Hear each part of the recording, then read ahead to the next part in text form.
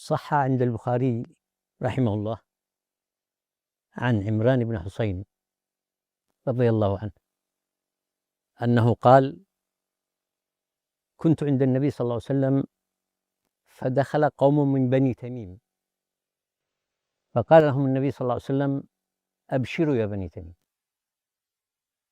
قالوا: قد بشرتنا فأعطنا. وفي رواية أنه النبي صلى الله عليه وسلم قالها مرتين، وهم يقولوا أيضا: قد بشرتنا فأعطنا. لاحظوا في هذا الحديث النبي صلى الله عليه وسلم يحمل بشرى، لكن يديرها القدر. فدخل أناس من أهل اليمن، فقال لهم النبي صلى الله عليه وسلم: اقبلوا البشرى. دخل أناس من اليمن فقال لهم: اقبلوا البشرى يا أهل اليمن. قالوا: قبلنا. ونحن أيضا قبلنا، كنا في ظهورهم. نحن أيضا قبلنا. قالوا: قبلنا يا رسول الله. جئنا، لاحظوا ما قالش دوروا بياس، جئنا لنتفقه في هذا الدين ونسألك عن أول هذا الأمر. فقال النبي صلى الله عليه وسلم: كان الله ولم يكن قبله شيء، وكان عرشه على الماء، ثم خلق السماوات والأرض، وكتب في الذكر كل شيء. 4 عبارات جامعة للنبي صلى الله عليه وسلم، لكنها خاصة لأهل اليمن. إذ نادى مناد من الخارج: يا عمران أدرك ناقتك. فخرج عمران يبحث عن ناقته، ثم عاد ولم يجد أحد من أهل اليمن. قال: وددت لو أنها ضاعت. وقف مع هذا الحديث من عدة محاور. المحور الأول: راوي الحديث فيما أعلم أنه أسلم في السنة 8 من الهجرة، عمران بن حسين.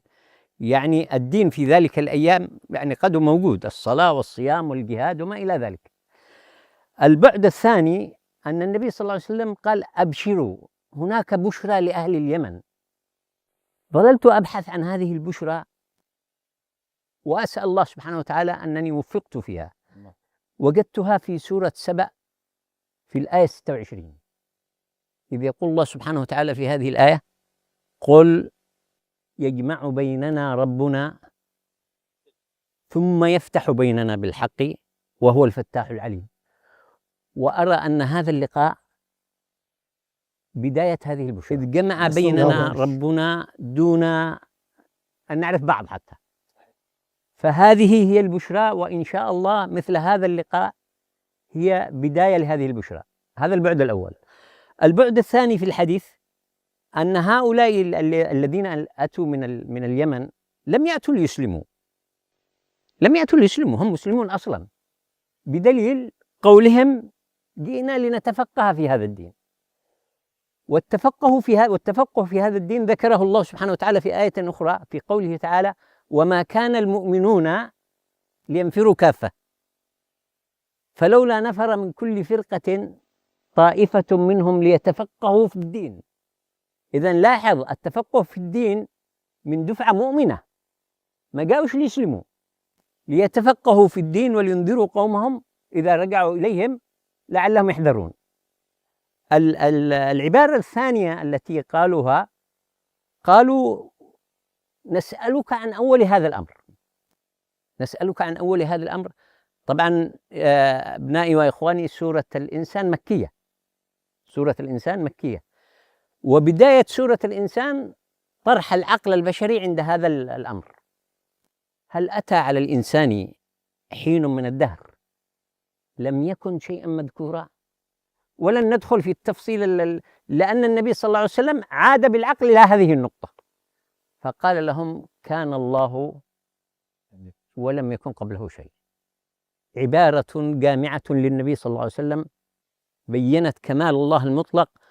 ولبيان هذه العبارة نحتاج إلى عدة أسماء، فمثلا نأخذها بإيجاز 3 أسماء فقط: السبوح، السلام، القدوس. السبوح ينفي عن الله النقائص المضادة للكمال.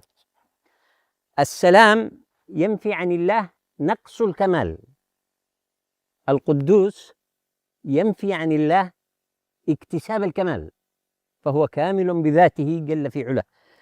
وبالتالي أنا أرى أن هذا الحديث يذكرنا كي نعود وتحصل لنا البشرى أن نعرف الله. كان الله ولم يكن قبله شيء، عبارة جامعة لها تفصيل. العرش والماء وخلق السماوات والأرض أفعال لله، إذن أن نعرف الله وأفعاله.